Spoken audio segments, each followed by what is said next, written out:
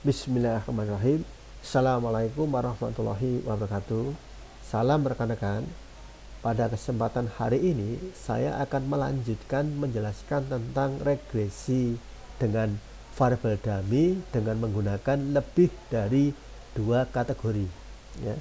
Kalau di video saya dulu itu sudah membahas tentang regresi dengan menggunakan dummy variable tetapi hanya dua kategori.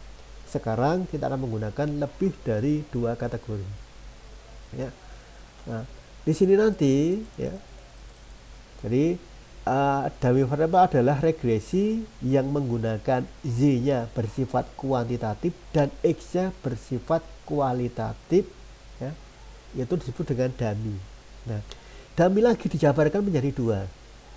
Kalau kita hanya menggunakan analisis of variant, analisanya variabel x-nya hanya variabel kualitatif, ya. Tetapi jika kita gunakan ANCOVA, maka variabel x-nya itu menggunakan kualitatif dan kuantitatif. Nah, di sini nanti saya menjelaskan penggunaan dummy variable untuk data yang lebih dari dua kategori, ya. Nah, oke. Di sini saya berikan contoh adalah ini, ya. Jadi saya memiliki data, ya, konsumsi rumah tangga PDB, ya. Data yang saya gunakan adalah data time series dan data adalah kuartalan. Nah, dari sini saya akan melihat apakah ada perbedaan, ya, setiap kuartal, ya, berdasarkan kemudian dari data PDB ke konsumsi, ya. Jadi apakah setiap periode itu ada perbedaan, ya, untuk konsumsinya, ya. Maka ini akan kita lihat nanti, kita bisa menggunakan dummy-nya seperti ini, ya.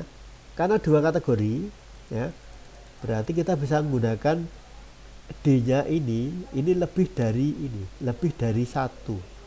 Tergantung D-nya akan sama dengan jumlah kategorinya dikurangi satu. Dua kategori laki-laki perempuan, berarti 2 kurangi 1 ketemu 1 dummy. Tetapi kalau ada kategorinya dalam setahun ada 4 kuartal, berarti 4 kuartal dikurangi 1 ada 3. Kita ada D2, D3, D4, ya, ada D-nya ada 3, ya. Nah, sekarang kita coba untuk kita masukkan ke sini. Kita masukkan ini, ya. Kita masukkan, kita copy, ya. Kita masukkan ke views, ya. Karena datanya adalah kuartalan, maka nanti kita ingat kita ambil bukan yang annual tapi yang quarterly. Quick file, new work file. Ini kita ambil. Yang ini tetap sama date, regular frequency, ini kita gunakan quarterly, ya. Dan ini kita tulis di sini karena tadi kita gunakan 2014-1, 2021, berarti yang di sini harus Anda rubah menjadi 2014 titik kuartal 101, ya. Atau 1 boleh, ya. Berakhir apa? 2020 titik 01. Oke, ini, ya. Oke, lihatlah ini. Ranknya sudah berubah 2014 kuartal 1 sampai 2020 kuartal 1. Ada 2 observasi. Data yang telah kita copy kita masukkan ke sini. Quick empty group, paste di sini, ya. Paste. Ya. Nah, sekarang kita lihat dulu dengan pendekatan ANOVA dulu. Penggunaan dummy variable dengan ANOVA. Berarti proc make equation, maka hilangkan PDB-nya dulu, ya. Saya gunakan saja log, ya. Modenya gunakan log, ya. Log ini, ya. Log di sini. Kita klik OK di sini. Nah, kalau kita lihat dari data ini, maka kita lihat bahwa kuartal tidak mempengaruhi konsumsi. Kenapa? Karena ini tidak signifikan. ya. C adalah konsumsi rata-rata, tetapi untuk D2, D3, D4 tidak signifikan. Jadi nggak ada pengaruh antara kuartal dengan konsumsi, ya. Ini bisa kita lihat analisisnya di sini, ya. Itu bisa kita lihat di ini, ya. Ini kita lihat di sekarang kita gunakan dummy-nya lebih dari 2 kategori, ya. Karena tadi kuartal setahun ada 4, berarti D-nya adalah jumlah kategori dikurangi 1. 4 dikurangi 1 ketemu 3 dummy. Ini nggak signifikan, ya. Berarti yang saya kasih bintang hanya signifikan ini, ya. Tidak ada perbedaan konsumsi berdasarkan kuartal. Nah, sekarang kita masukkan dengan pendekatan ANCOVA, adalah memasukkan variabel PDB. Kita masukkan lagi PDB, ya. Kita masukkan dengan cara estimate, maka masukkan PDB. PDB dimasukkan dengan cara apa?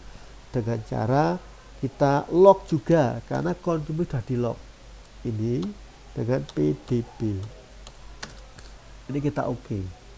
Nah, setelah PDB kita masukkan, maka sekarang adalah variabel dummy jadi berpengaruh. Semua berpengaruh. Ini loh, ya. Nah, ini jadi berpengaruh. Ini jadi berpengaruh. Kemudian kita lihat di sini, ya. Ini udah jadi berpengaruh, ya. Nah, karena dia berpengaruh, maka dia akan memiliki 4 persamaan. Persamaan yang pertama adalah apabila regresinya untuk kuartal pertama, maka kita ambil kuartal pertama tadi ini, ya. Ini adalah 0,45, ya, plus 0,9, ini ya, 0,989 log PDB. Untuk kuartal 2 berarti 0,45 ditambah dengan D ini, 0,024 ini. Q3-nya berarti adalah 0,45 ditambah dengan dikurangi. Ini kurang, ya, tanda-tanda. Berarti kalau Q1 kita hanya ketemu persamaan adalah log CRT sama dengan 0,45 ditambah 0,989 log PDB. Kuartal kedua sama dengan ini, ya, kuartal kedua 1 lainnya 0, berarti adalah log CRT sama dengan 0,45 dikurangi 0,2024 ditambah ini, ya.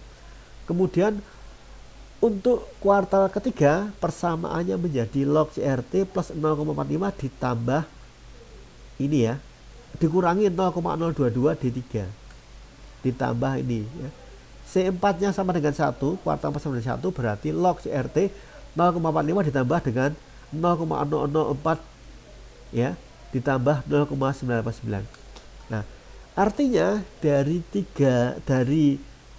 kuartal ini kita bisa melihat koefisien untuk PDB selalu sama, ya. Yang beda itu hanya di Q1, Q2, Q3, Q4.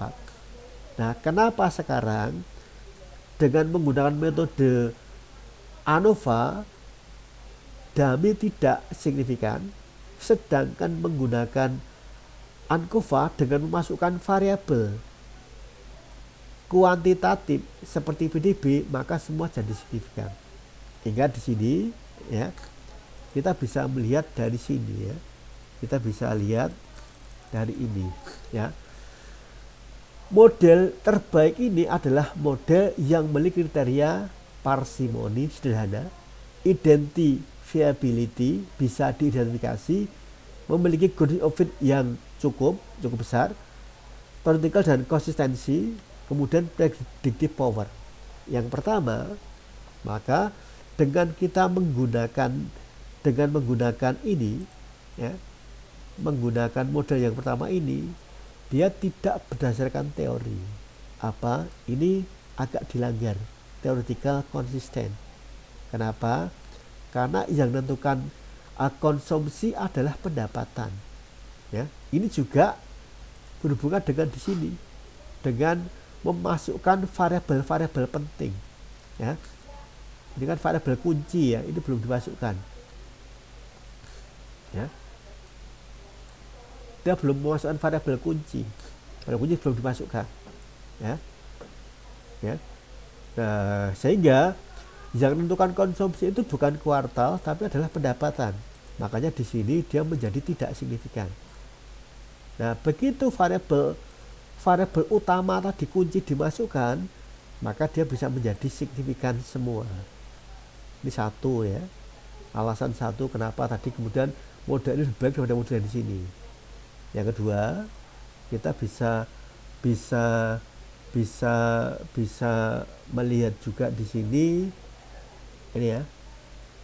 Kalau tadi adalah kita memasukkan variabel yang tepat, maka yang kedua di sini modelnya juga sudah tepat, ya. Nah, ini kenapa tepat? Di sini modelnya adalah sudah kita gunakan pendekatan logaritma, ya, minimal mengurangi data yang bias, ya, log CRT dan ini, ya. Nah, jadi ini sekedar contoh untuk regresi dengan menggunakan dummy variabel yang kategorinya lebih dari 2. Dalam kasus ini dummy saya berikan contoh adalah dummy untuk data kuartalan, ya, sehingga kita bisa menguji apakah ada perbedaan konsumsi berdasarkan kuartal, ya. Nah, mungkin ini sedikit yang bisa lakukan. Untuk selanjutnya nanti kita akan mencoba bahas antara interaksi, ya, antara dummy dengan ini, ya, dengan variabel kuantitatif yang kategorinya lebih dari 2 variabel. Mungkin bisa saya berikan, kurang maaf. Assalamualaikum warahmatullahi wabarakatuh.